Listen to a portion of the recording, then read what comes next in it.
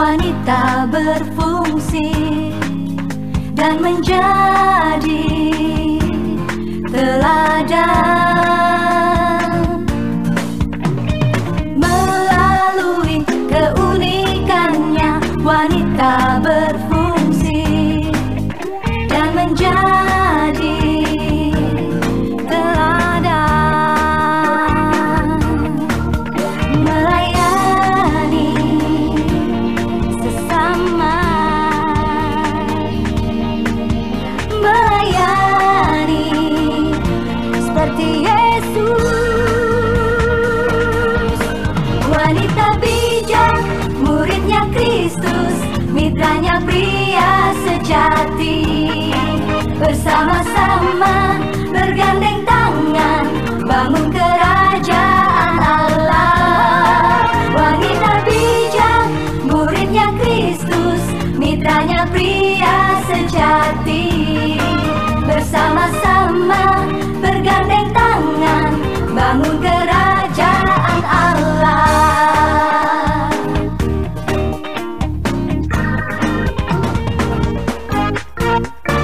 Melalui keunikannya, wanita berfungsi dan menjadi teladan.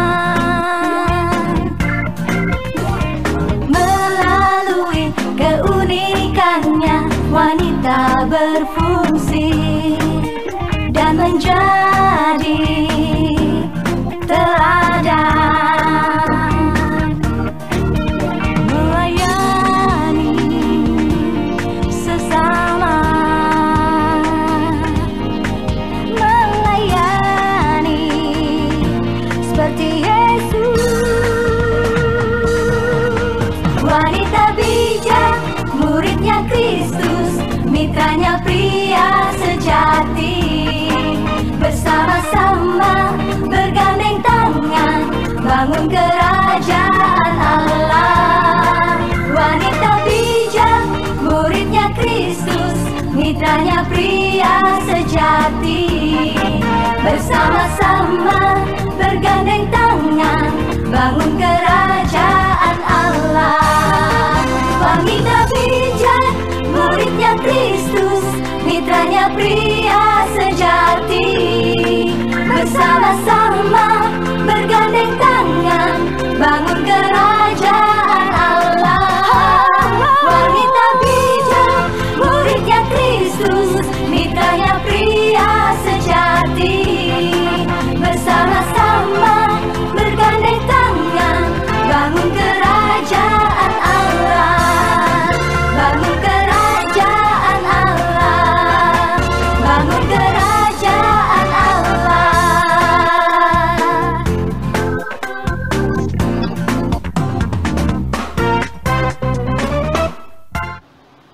Selamat pagi, salam, haleluya kepada kita semua di mana sahaja kita berada pada ketika ini.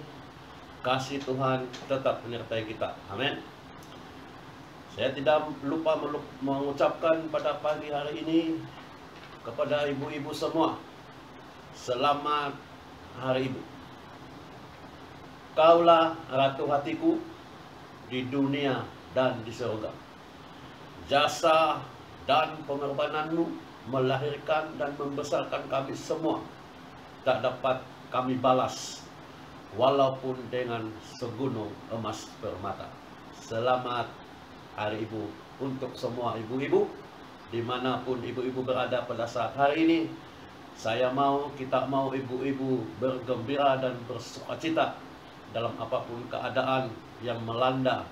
Tetapi sukacita itu adalah kekuatan untuk kita semua. Amin ibu-ibu. Haleluya. Salam. Sekali lagi kita akan masuk dan kita akan pergi kepada renungan firman Tuhan pada pagi hari ini. Dan mungkin renungan ataupun pembacaan firman Tuhan pada pagi hari ini tidak mempunyai kaitan dengan sambutan Hari Ibu, tetapi ya lebih kepada apa yang fenomena ataupun tentang apa yang akan bakal berlaku menurut dengan firman Tuhan yang sudah ditulis di dalam Alkitab. Itu yang kita akan ingin kupas pada pagi hari ini. Haleluya. Sebelum kita pergi kepada pembacaan firman Tuhan pada pagi hari ini, terlebih dahulu mari kita berdoa bersama-sama dimanapun posisi kita. Haleluya, haleluya. Bapa, pada pagi ini kami datang kepadamu, Yesus Kristus. Engkaulah Adonai, Adonia. Untuk selamanya kami menyembah akan Engkau. Betapa kami bersyukur pada pagi hari ini, karena kami mengingat hari ibu-ibu, dan itulah sebabnya kami menyerahkan semua ibu-ibu ke dalam tangan-Mu yang Maha Pengasih. Haleluya Tuhan Yesus Kristus. Kiranya kasih setia, kiranya sukacita, kiranya damai sejahtera ada di dalam hati semua ibu-ibu pada saat hari ini. Dan juga dengan semua jemaat-jemaat yang ada di rumah masing-masing, yang ada dimanapun ya Tuhan Yesus.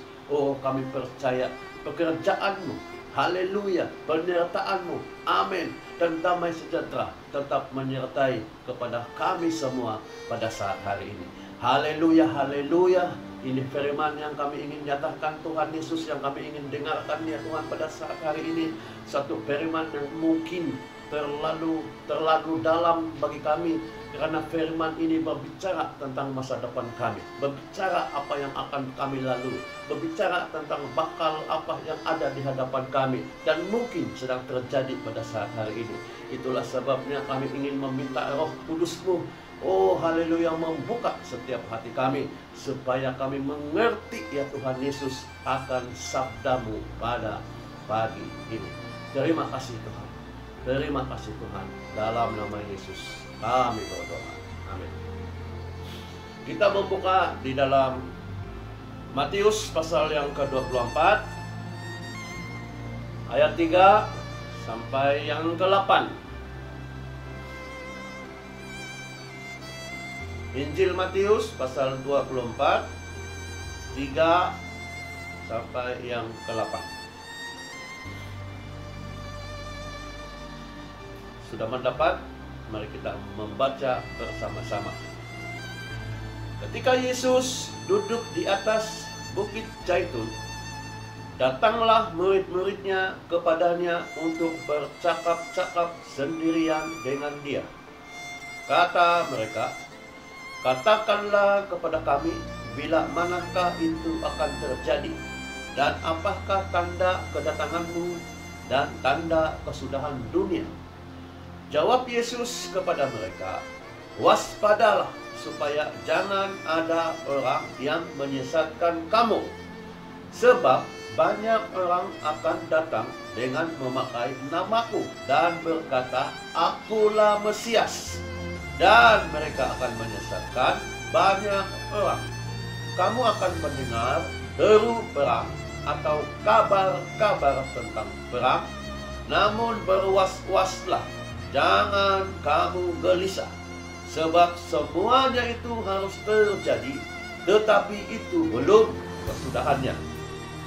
Sebab bangsa akan bangkit melawan bangsa, dan kerajaan melawan kerajaan. Akan ada kelaparan dan gempa bumi di berbagai tempat. Akan tetapi semuanya itu barulah permulaan penderitaan menjelang zaman baru. Saya ulangi ayat yang ke-8. Akan tetapi semuanya itu barulah permulaan penderitaan menjelang zaman baru. Haleluya. Ini firman Tuhan yang kita akan kupas pada saat hari ini, di mana sebelum Yesus sampai di Yerusalem, ataupun 2 hari sebelum Paskah, mereka pergi ke Bukit Zaitun bersama dengan murid-muridnya. Bukit Zaitun tak jauh daripada Yerusalem. Ada dinyatakan bahwa hanya seperjalanan Sabat Maksudnya seperjalanan Sabat itu terlalu dekat. Ya, terlalu dekat. Ataupun dalam 4 km, 5 km sahaja. Jadi sewaktu Yesus dengan murid-muridnya ada di Bukit Zaitun itu, murid-murid mengambil peluang bertanya kepada Yesus tentang masa depan ataupun tentang kedatangan Yesus yang kedua kali ataupun bagaimana kesudahan akan dunia ini.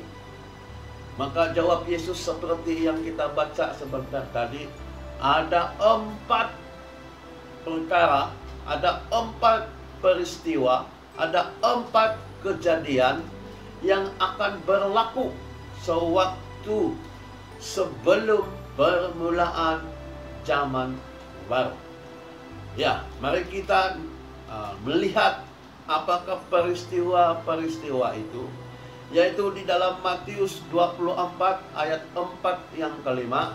Harus kita tahu bahwa dalam perikop ini juga tertulis di dalam Markus pasal yang ke-13 ayat 4 sampai yang ke-6, juga tertulis di dalam Lukas 21 7 dan 8.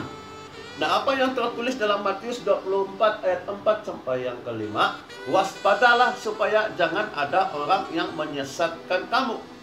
Sebab nanti banyak orang yang akan datang memakai nama Yesus dan berkata, akulah Mesias, akulah Yesus itu. Dan mereka menyesatkan banyak orang sekali. Ya. Nah, jadi timbul penyesatan pada saat-saat ini, saudara. Ya. Nah, untuk kita lebih jelas lagi, bukan di dalam 3 Injil saja tertulis, ini dinyatakan kembali oleh Yesus kepada Yohanes di Pulau Patmos. Ya, kalau kita pergi kepada Wahyu pasal 6 ayat 1 sampai yang kedua, di sini lebih jelas dengan suatu lambang, yaitu mari kita baca dalam Wahyu pasal 1 ayat yang kedua. Maka aku melihat, yaitu Yohanes, anak domba itu membuka yang pertama, dari 7 meterai itu. Jadi ini meterai yang pertama. Dan aku mendengar yang pertama dari keempat makhluk itu berkata dengan suara bagaikan bunyi guru, mari. Dan aku melihat sesungguhnya ada seekor kuda putih. Kuda putih. Dan orang yang menungganginya memegang sebuah panah. Dan kepadanya dikaruniakan sebuah mahkota. Lalu ia maju sebagai pemenang untuk merebut kemenangan. Nah, apa yang Yesus wahyukan kepada Yohanes di Pulau Patmos? Maka dia melihat seekor kuda putih. Dan yang menunggangi kuda putih ini memegang satu panah, ya, panah. Dan dia dikaruniakan satu mahkota. Ya, lalu ia maju sebagai pemenang untuk merebut kemenangan. Apakah maksud pemenang untuk merebut kemenangan? Maksud lain di sini ialah dia menakluk orang-orang yang sudah ditebus. Pekerjaan orang yang menunggang kuda putih ini, dia menakluk, ingin menguasai, ya, ingin merebut mereka, kita, anak-anak Tuhan yang sudah ditebus.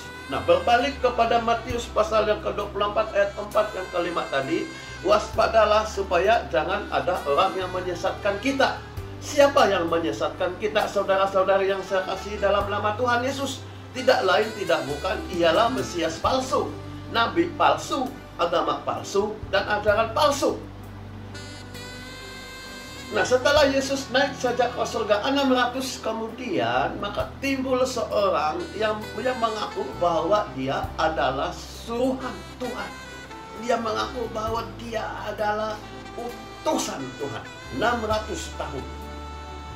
600 tahun pada tahun 600. Dan impak daripada orang ini yang mengaku sebagai orang yang diutus oleh Tuhan, kita lihat begitu ramai sekali di dunia yang mengikut orang ini. Dan di negara kita sendiri pun majoritinya ialah pengikut kepada orang yang mengaku mendapat wahyu daripada Tuhan di sebuah gua. Walaupun orang ini tidak pandai menulis, tidak pandai membaca, tetapi dia mengaku bahwa dia mendapat wahyu daripada Allah. Nah, ini jelas bahwa timbul Mesias palsu. Nah, nabi palsu, saudara, di dalam perjanjian lama tertulis ada satu orang yang bernama Biliam. Biliam ini boleh berkomunikasi dengan Tuhan, tetapi pada waktu yang sama dia juga dia mengamalkan sihir dan tenungan roh, menenung, ataupun dia tidak meninggalkan perbuatan sihirnya, perbuatan tenungnya. Bermaksud dia mempunyai dua tuan, satu kepada Allah, satu kepada Elohim, dan satu kepada roh-roh yang ada di dunia ini. Ini beliau. Dan yang kedua, dia menggunakan karunia-Nya, bakatnya yang boleh berkomunikasi dengan Tuhan untuk mendapat upah. Seperti dalam satu peristiwa, Balak mau beliau untuk mengutuk orang Israel, tetapi Tuhan menghalang beliau untuk mengutuk orang Israel. Ini nabi palsu. Kita tahu pada saat-saat ini juga segalanya sedang berlangsung. Maksudnya, saudara, penyiasatan yang Yesus nyatakan itu sudah terjadi, malah sedang bergerak dan sedang berkembang pada saat hari ini, saudara. Adakah itu Mesias palsu, nabi palsu, agama palsu, ajaran palsu? Semuanya sedang bekerja sama pada saat hari ini. Dan sasarannya siapa? Sasarannya ialah kepada kita, kepada anak-anak Tuhan. Itulah sebabnya Yesus berkata, jangan satu orang pun yang dapat ataupun yang mau menyesatkan kamu, menyesatkan kita, saudara. Haleluya. Jadi dengan demikian pesan Tuhan Yesus kepada kita pada saat hari ini, berjaga-jagalah kita supaya jangan kita sampai disesatkan sama ada oleh nabi palsu ini, ataupun oleh agama palsu ini, ataupun kepada ajaran-ajaran yang palsu. Di dalam perjanjian baru juga ada ajaran palsu. Di dalam wahyu yang ditulis pada awal-awal di dalam wahyu itu disebut ada surat kepada 7 sidang jemaat. Ada salah satu sidangnya ialah sidang di Pergamus. Dan salah satu dosa yang dibuat oleh jemaat di sidang Pergamus ialah mengikuti ajaran Nikolaus. Siapa Nikolaus ini, saudara? Nikolaus ini antara 7 yang pertama ahli deacon yang dilantik di Yerusalem pada awal-awal tahun 4 Masehi ataupun 5 Masehi. Nikolaus ini daripada 7 dia ada di situ, dilantik oleh rasul-rasul, dan menunjukkan Nikolaus ini adalah satu orang ataupun seseorang yang menonjol mengikuti Tuhan Yesus. Tetapi setelah itu tidak lagi disebut, timbul dan keluar di wahyu, dia sudah mengamalkan ajaran palsu. Dan Yesus sangat membenci kepada orang-orang yang mengikuti ajaran Nikolaus. Karena di sini baru kita tahu bahwa ajaran Nikolaus dia juga berkompromi dalam hal mengikut Tuhan, dan dia juga pada waktu yang sama membenarkan pengajaran-pengajaran adat istiadat dan kebudayaan orang-orang duniawi pada masa itu. Jadi ada kompromi. Beliau juga ada kompromi. Di dalam hal mengikuti Tuhan tidak ada kompromi. Kudus dengan kekudusan dengan dosa sama sekali tidak boleh bercampur. Terang dengan gelap tidak boleh bercampur.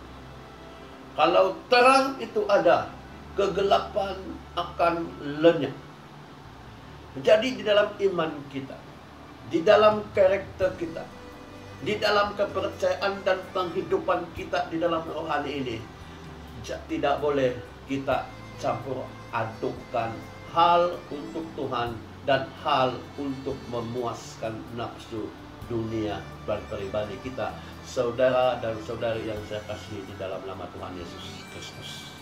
Karena Tuhan sangat benci, sangat jelas apa yang dia tulis di Pergamus. Dia sangat membenci orang-orang yang mengikuti ajaran yang palsu. Mari kita take note tentang perkara ini, saudara-saudari yang saya kasih dalam nama Tuhan Yesus. Nah, tadi disebut semuanya tentang palsu. Mesias palsu, nabi palsu, agama palsu, dan ajaran palsu sedang ada di mana-mana pada saat hari ini. Dan kalau kita simpulkan, kalau kita kumpulkan semuanya ini, ada satu saja yang menceritakan semuanya ini tentang palsu, yaitu mereka semuanya ini adalah anti Kristus. Apa maksudnya anti? Maksudnya anti ialah menentang Tuhan. Maksudnya anti ialah tidak sehaluan dengan Tuhan. Maksudnya anti, dia tidak satu persepahaman dengan Tuhan. Dia mempunyai pandangan yang lain. Dia mempunyai sesuatu visi yang lain. Dia tidak sama dengan Kristus. Dia tidak mau mengikuti kehendak Tuhan. Dia tidak mau masuk di dalam kehendak Tuhan, masuk di dalam hadirat Tuhan.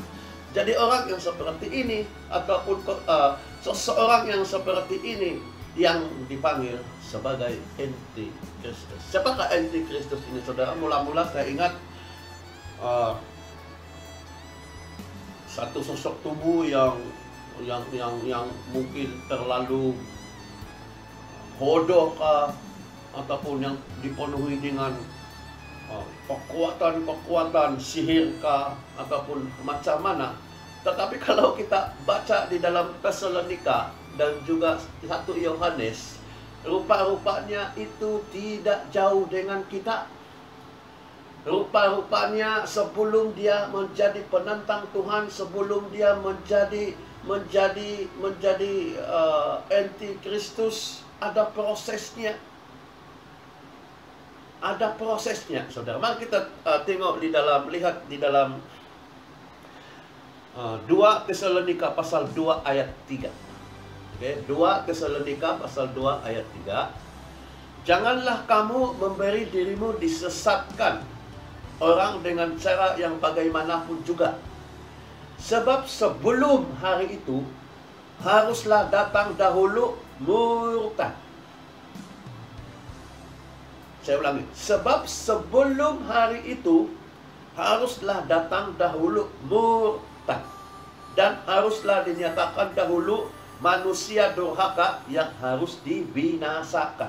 Nah, menurut tulisan Rasul Paulus ini, saudara, sebelum hari itu. Hari itu apa?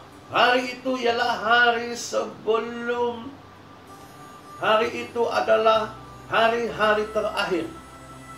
Hari-hari di mana keadaan dunia sekarang ini, zaman sekarang ini akan diubah kepada zaman baru. Seperti dalam Matius 24 ayat 8 tadi. Permulaan untuk pergi kepada zaman yang baru. Sebelum hari itu haruslah datang dahulu murtad.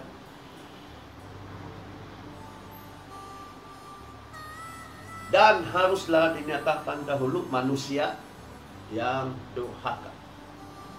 Mereka-mereka yang mempunyai karakter seperti ini akan dinyatakan, akan dikeluarkan.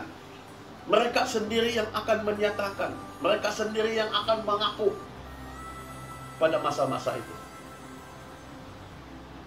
Jadi maksud murtad, kita semua tahu maksud murtad itu ialah kalau dulu dia adalah pengikut Tuhan, sekarang dia keluar menjadi pengikut dunia ataupun pengikut kepada iblis. Dia keluar daripada persekutuan ini dan dia pergi mengikuti persekutuan dengan orang-orang yang langsung tidak mengenal Tuhan. Maksudnya dia ada di antara kita. Maksudnya dia bersama-sama kita dahulu. Kalau menurut 2 Tesalonika pasal 2 ayat 3 ini, dulu dia bersama-sama dengan kita. Apalagi yang tertulis di dalam 1 Yohanes pasal 2 ayat 18 ayat 19. Anak-anakku, waktu ini adalah waktu yang terakhir, dan seperti yang telah kamu dengar, seorang antikristus akan datang. Sekarang telah bangkit banyak antikristus. Itulah tandanya bahwa waktu ini benar-benar adalah waktu yang terakhir. Memang mereka berasal dari antara kita. Saya ulangi, memang mereka ini dulu berasal di kalangan kita, tetapi mereka tidak sungguh-sungguh termasuk kepada kita. Sebab jika mereka sungguh-sungguh termasuk kepada kita, nescaya mereka tetap bersama-sama dengan kita. Tetapi hal itu terjadi supaya menjadi nyata bahwa tidak semua mereka sungguh-sungguh termasuk kepada kita. Maksudnya di kalangan kita, di kalangan persekutuan, di kalangan gereja Tuhan, di kalangan umat Tuhan, di kalangan umat anak-anak Tuhan, ada yang tidak sungguh-sungguh. Ada yang tidak sepenuh hati mengikut Tuhan. Maksudnya di sini semua apa yang dilakukan di dalam gereja, semua apa yang dilakukan oleh anak-anak Tuhan, mungkin dia ini pernah dibaptis, mungkin dia ini pernah melayani Tuhan, pernah melayani di dalam worship, pernah melayani di dalam musician, mungkin juga pernah menyembuhkan orang, mungkin juga pernah melakukan mukjizat-mukjizat, pernah melayani di dalam khotbah, dan segala sesuatu dia pernah mengikuti kelas Alkitab, pernah mengikuti SPK, tetapi dia ini tidak sungguh-sungguh. Saudara dan saudari yang saya kasih dalam nama Tuhan Yesus Kristus, mari kita sungguh-sungguh di hadapan Tuhan. Tiada kompromi. Karena bagi individu yang berkompromi, bagi seseorang yang tidak sungguh-sungguh mengikuti Tuhan, dia mempunyai risiko untuk meninggalkan persekutuan, dan akhirnya dia murtad, dan selepas dia murtad, dia menjadi antikristus.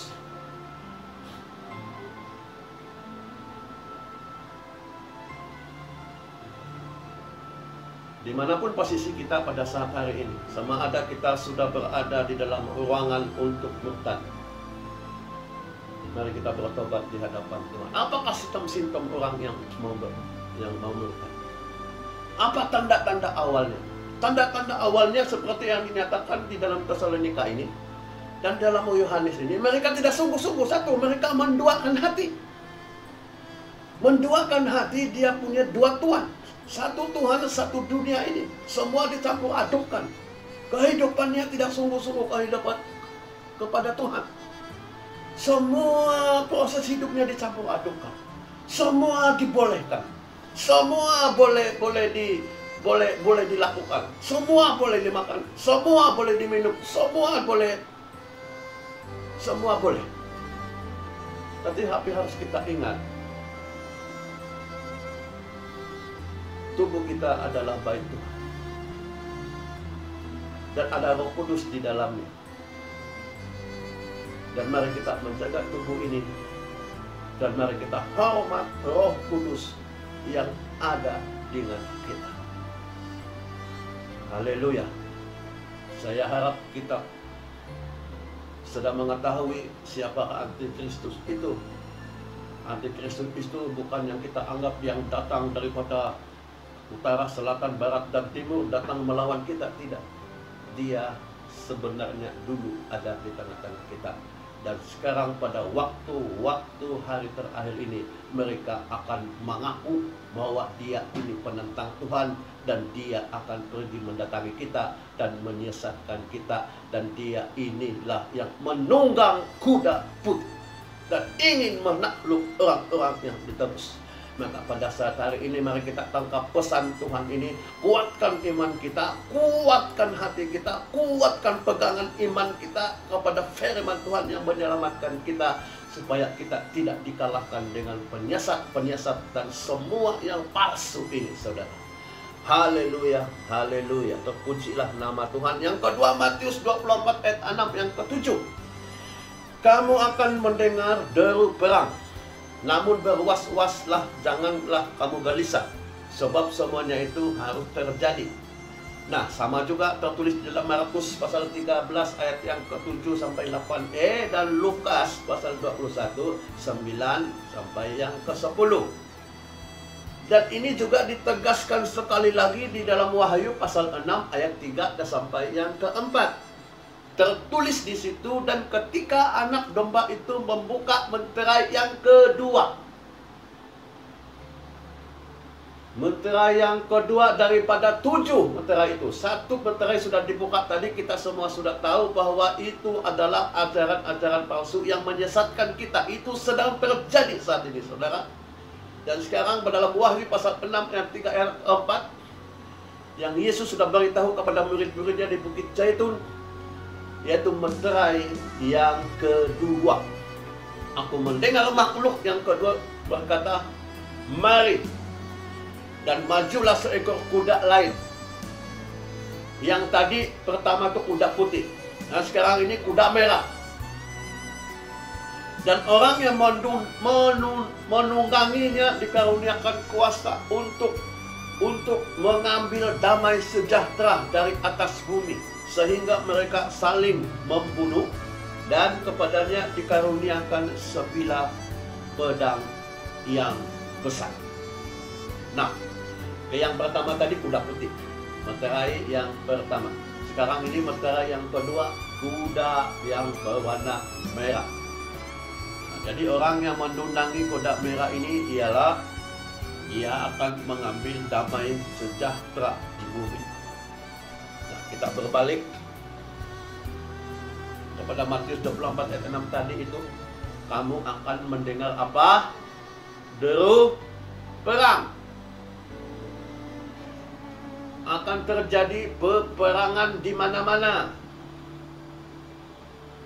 Apabila damai sejahtera diambil daripada bumi ini, tidak lain tidak bukan sudah tidak ada damai sejahtera, sudah tidak ada persepahaman, sudah tidak ada toleransi, sudah tidak ada kesatuan, hanya keangkuhan, hanya kesombongan, hanya ingin menguasai, hanya ingin menakluk antara satu dengan yang lain. Maka terjadilah konflik yang sangat besar, dan akhirnya mereka saling berbunuhan antara satu dengan yang lain.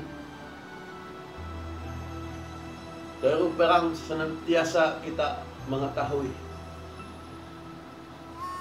Pertumbuhan bangsa-bangsa bersatu yang ditubuhkan pada 1946 selepas Perang Dunia yang kedua. Target mereka, piagam mereka yang terutama ialah menjaga keamanan dunia sejagat. 1 menit pun cukup. Tetapi apa yang terjadi 1945 sampai kepada sekarang ini, target 1 menit untuk mereka melihat dunia ini aman, gagal. Maksudnya dunia tak pernah aman walaupun 1 menit, kata pertumbuhan bangsa-bangsa bersatu. Kenapa? Damai sejahtera sudah diambil daripada bumi ini. Bayangkan, kalau damai sejahtera itu sudah terambil daripada sesuatu negara, negara itu tidak akan aman. Negara tersebut huru-hara, negara tersebut porak-poranda, tak boleh maju di dalam apapun sektor, di dalam teknologi, tidak maju di dalam pendidikan, tidak maju di dalam inovasi. Karena apa? Karena saling ingin menunjukkan kekuatan masing-masing, tidak ada kesatuan hati antara sesama. Karena damai sejahtera ada damai sejahtera sudah diambil dari sesuatu negara itu. Malah kutub yang bekerja. Nah, apabila semuanya ini terjadi, saudara, maka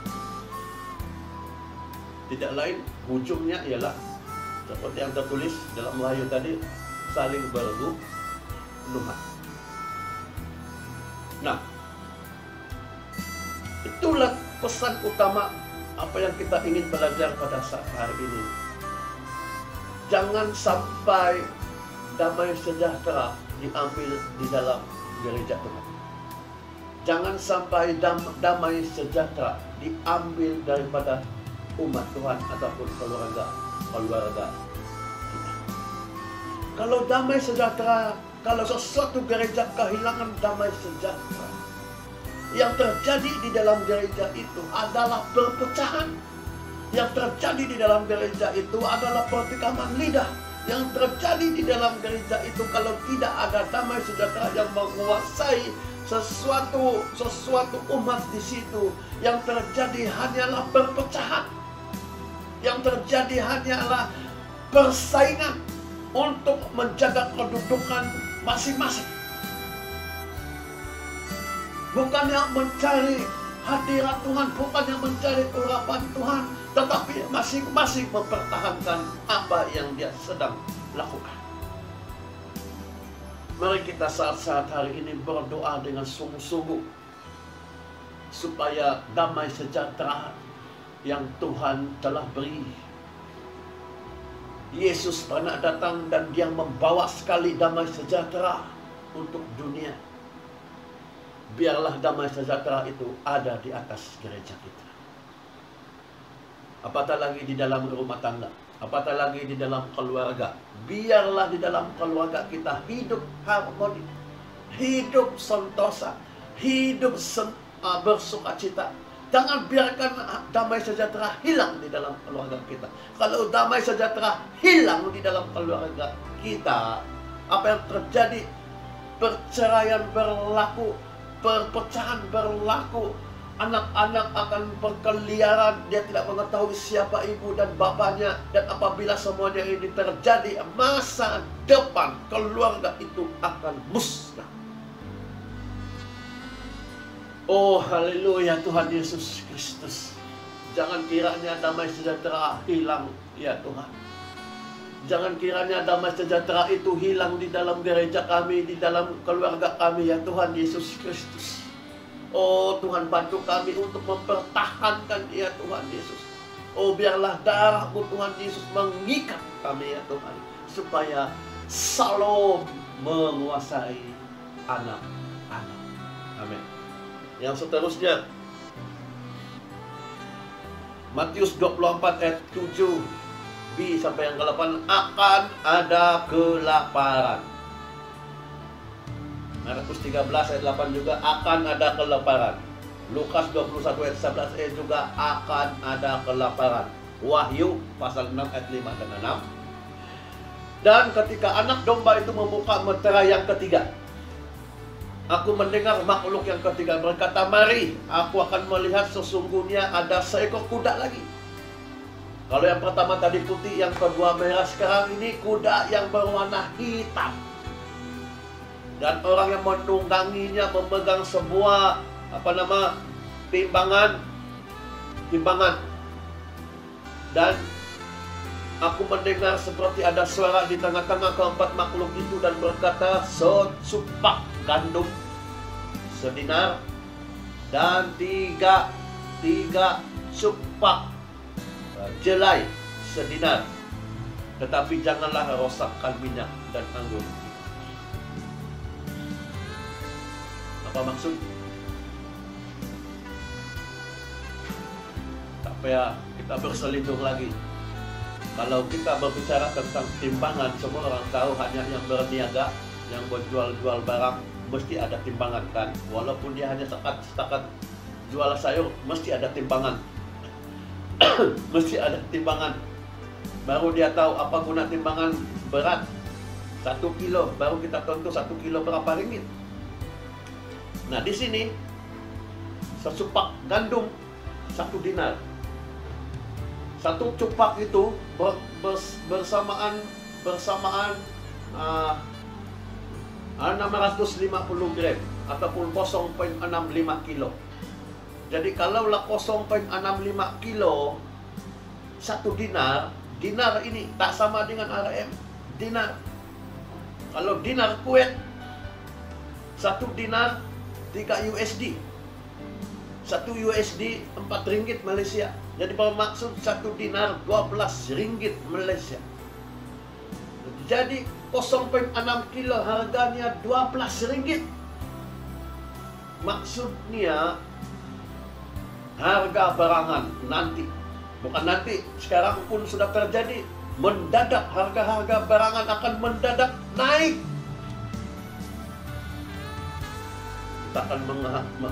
Kita akan memahami bahwa kita sedang berdepan dengan masalah ekonomi yang sangat serius, saudara, pada saat-saat ini. Masalah ekonomi. Akan nanti ada kelaparan, bukan akan nanti, memang di dalam dunia ini ada satu info yang menyatakan 850.000 yang menderita kelaparan. Kelaparan, saudara-saudara. Dan itu sedang terjadi, dan itu angka itu akan makin lama akan meningkat. Kalau dulu kita hanya dengar itu terjadi di Afrika, di Somalia sana, tetapi itu akan nanti terjadi dengan kita. Nah, mari kita belajar seperti yang dikatakan di dalam Amsal ayat yang pasal yang ke-30 ayat yang ke-25.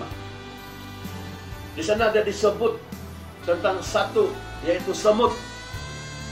Amsal 30 ayat 25 mengatakan, belajarlah kepada semut.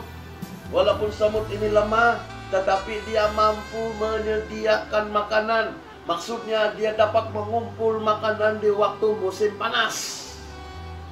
Maksudnya semut ini tahu bila musim panas. Kita lebih daripada semut. Kita punya akal budi dan pengetahuan.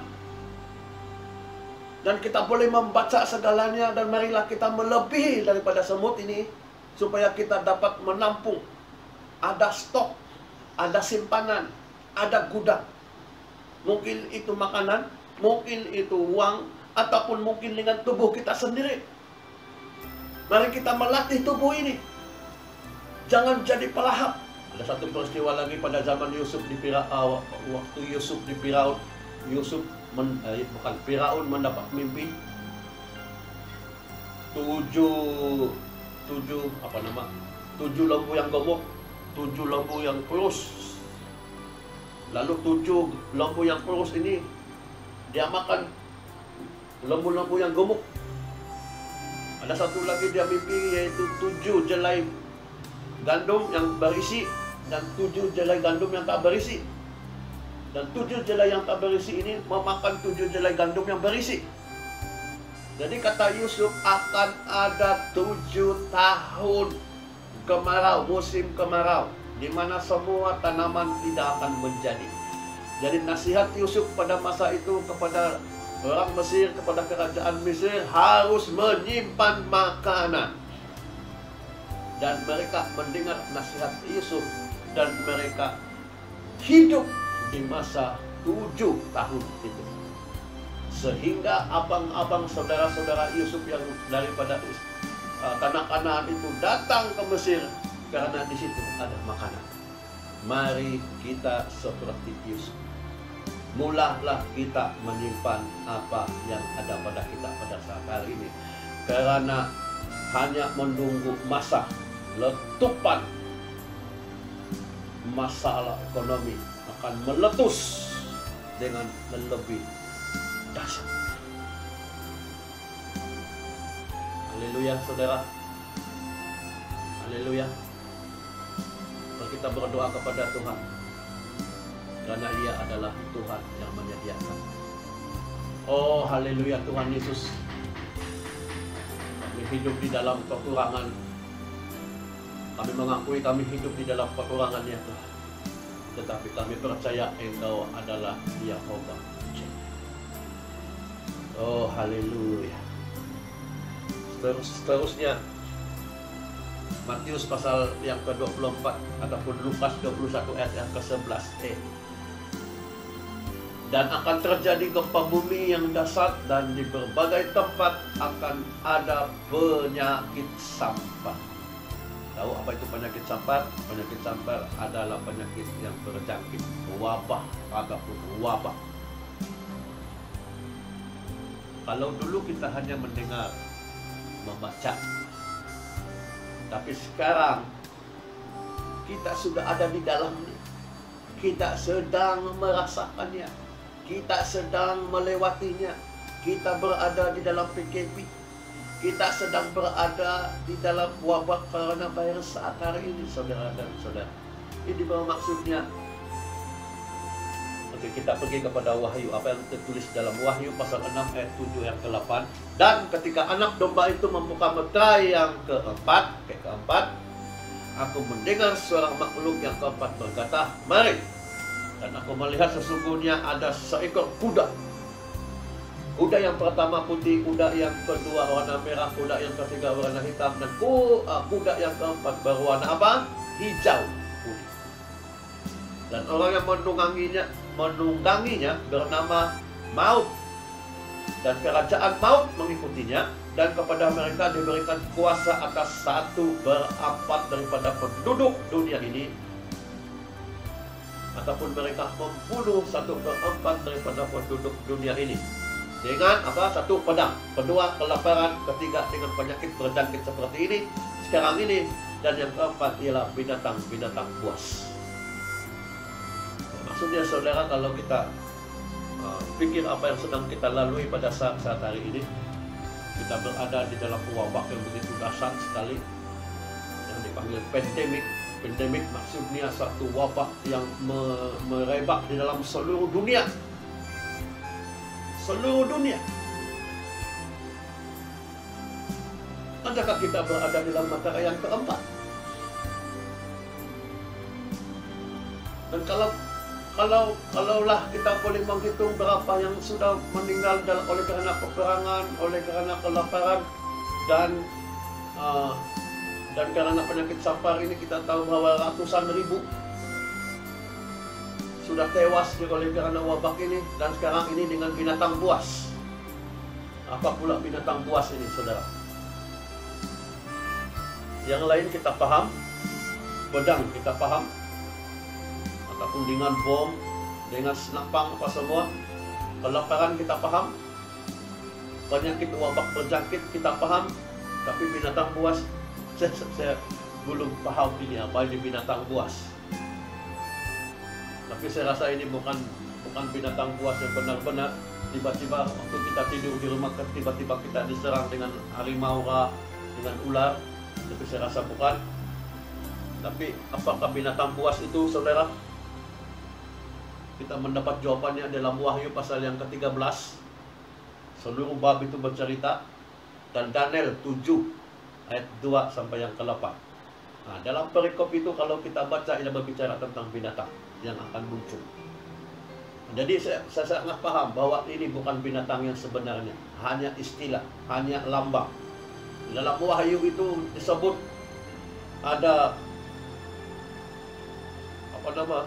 7 kepala. Dan jumlah, jadi satu binatang tapi 7 kepala. Dan dalam kepala itu ada 10 tanduk. Ada kepala yang ada 2 tanduk, ada kepala yang ada 1 tanduk. Dan dalam setiap tanduk itu ada mahkota. Dan dalam tiap tanduk itu juga ada nama. Dan nama mereka menghujat Tuhan. Apa ini, saudara? Dalam Daniel pun sama. Di dalam satu tubuh itu bermacam-macam muka binatang. Dan akhirnya kita mengerti maksud binatang buas ialah politik, kuasa politik yang diamalkan di dalam setiap negara. Politik, kuasa politik yang tidak dilakukan, tidak berunsurkan, dan tidak berpandukan kepada keadilan, kejujuran, integriti, dan sebagainya, saudara.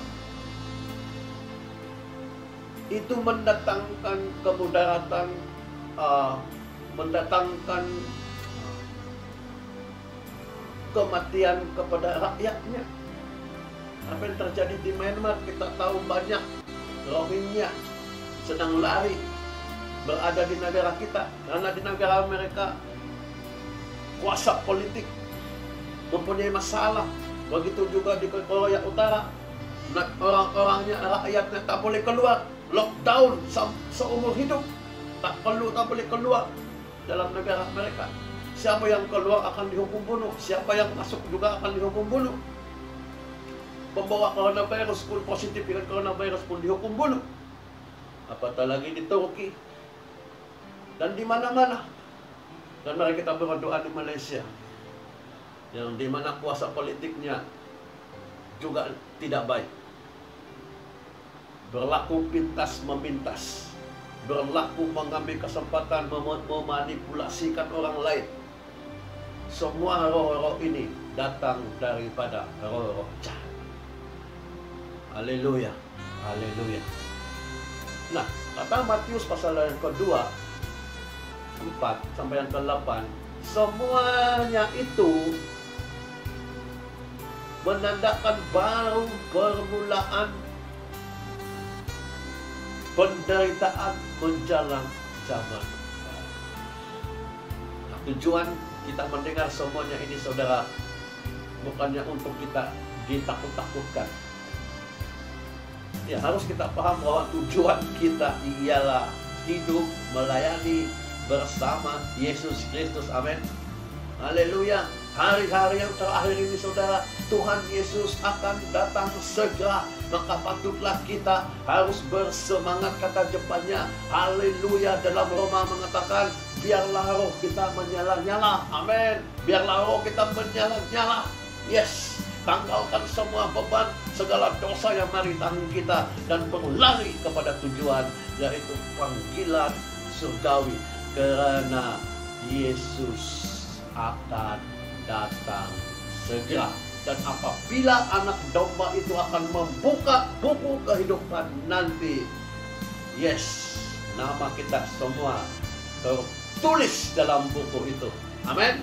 Haleluya. Yes. Terpuji nama Tuhan. Haleluya, haleluya, haleluya. Kiranya Tuhan yang akan memberikan kita kekuatan. Kiranya Tuhan, pasti Tuhan akan menyertai kita. Malaikatnya akan memimpin kita, melindungi kita. Oh haleluya, bahwa zaman baru akan datang. Dalam nama Tuhan Yesus Kristus. Amin.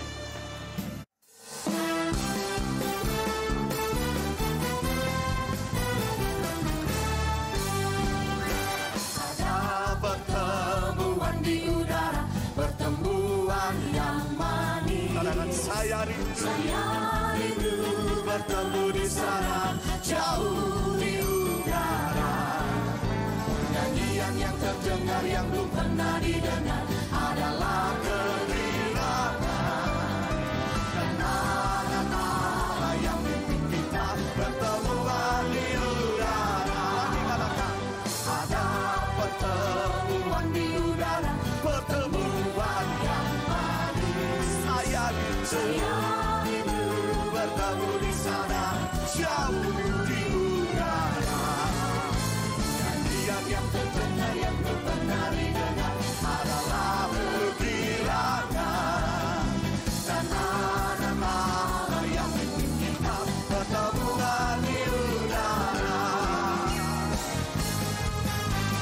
Mari bersukacita sore hari ini. Sukacitanya mengalir bagi setiap kita.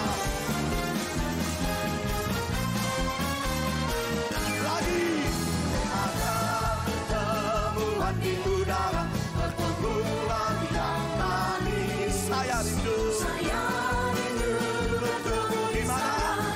Jauh di udara. Nyanyian yang terdengar yang belum pernah didengar adalah kehilangan. Dan anak-anak yang mimpi